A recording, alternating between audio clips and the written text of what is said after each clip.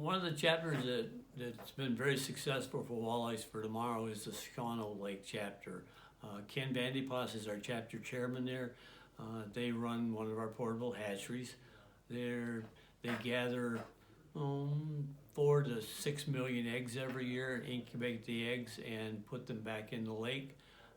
They've also done extensive shoreline rocking projects on Rosenau Point on Shawano Lake, which is a traditional walleye spawning area. They put down 68 cubic yards of fist size or potato sized rock on the ice in the wintertime, and then it sunk when the ice went out.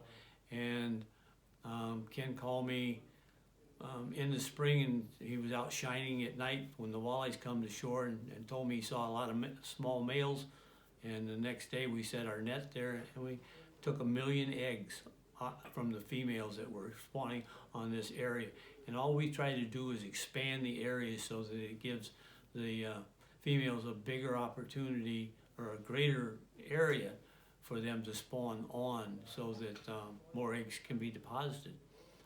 Another thing that they do is that lake is stocked by the DNR, and what they do is Ken comes down and brings back or takes back 2 of our big 20-foot John boats with a tank in it, and the DNR brings they're called fall fingerlings. They're 6 to 8.5, 9 inches long. They're raised in DNR hatcheries.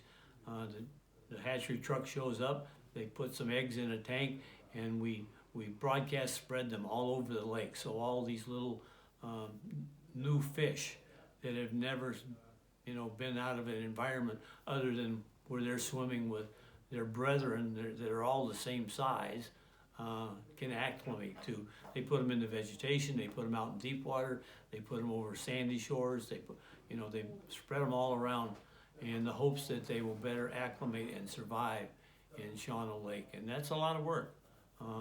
We're talking 30,000 little fish, so it's several trips here and there around the lake. And then they have a meat raffle, and they have bar raffles where they raffle off their a rifle every year. That's how they raise funds to help support their operation. Another way that Ken does is he took an egg hatching cylinder. They're about 8 inches in diameter. They're acrylic. They're about 18 to 20 inches high, and placed one of them in a couple of the establishments down there and put a sign on it that says, "Your change for a change on Shawano Lake." And people that are patrons of these establishments just put their leftover change in these cylinders, and that's another way that we fund the operation of our hatcheries on Shawano Lake.